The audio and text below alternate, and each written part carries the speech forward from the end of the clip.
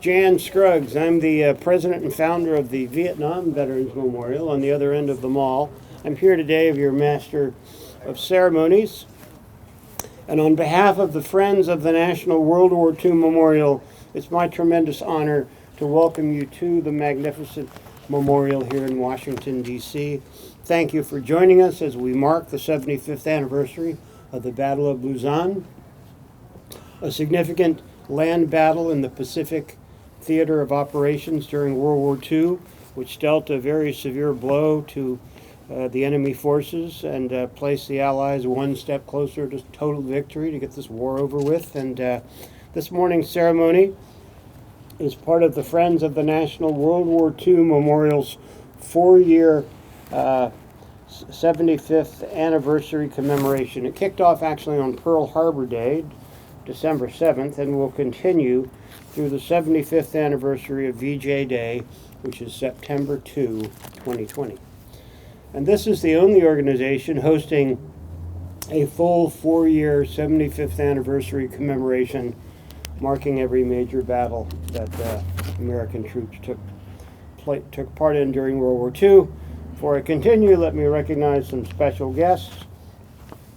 First, we have some actual veterans of World War II here. That would be retired Army Colonel Frederick Clinton, who entered the service at age 16 and served in combat in France and Germany with the 63rd Infantry Division. And also Ira Rigger, who served with the Naval Construction Battalions, also known as the CBs, and is also a veteran of the Battle of Iwo Jima. So here we are. We're very privileged and honored to have with us today the representatives of allied nations that took part in this Battle of Luzon 75 years ago. From the Philippine Embassy, Captain Jesus Portis.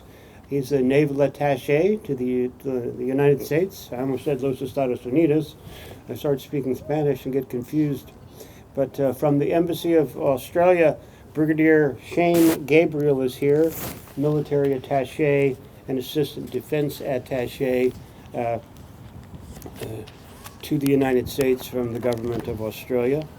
Thank you all for being with us today. So April 9, 1942, Major General Edward King surrendered at Bataan, the Philippines, against the orders of General MacArthur. Philippine and American troops, the largest contingent of U.S. soldiers ever to surrender in history, were taken captive by the Japanese. The Bataan Death March is very famous because about 10,000 Filipinos and Americans were killed, usually by being bayoneted because they could not keep up because of their injuries. General MacArthur made a promise. He said, "I shall return," and this is exactly what they did. Victory would come in 1945 after a long and bloody Battle of Luzon. The capital, Manila, that's where it was located. On the 9th of January 1945, 175,000 U.S. troops landed, established a 20-mile beachhead, and the Australians used air power as well as sea power to assist in this invasion, by the way. Philippine and American troops fought back, took very heavy casualties, particularly when they moved into Manila, and they really had to fight house to house, very close range and very difficult fighting. By 1945, May 1945, most of the fighting was over in the Philippines. There were some scattered Japanese units who actually fought until the end of the war, stayed deep in the jungle.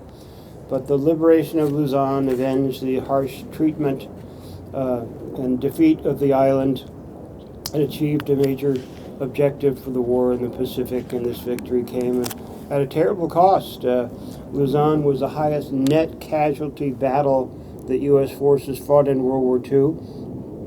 Approximately 200,000 Japanese combatants died.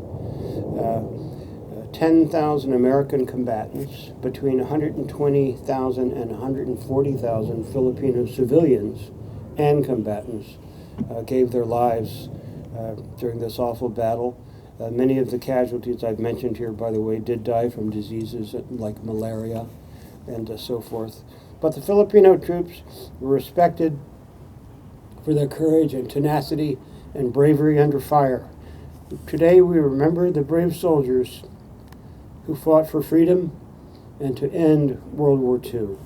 We honor their bravery, their sacrifice. Let me end with the famous quote from General MacArthur: "Old soldiers never die, they just fade away. There is no security on this earth. There is only opportunity. In war, there is no substitute for victory." It is now time to present the wreaths in honor of the nearly 300,000 allies who served in and in remembrance of the 47,000 killed or wounded during the Battle of Luzon.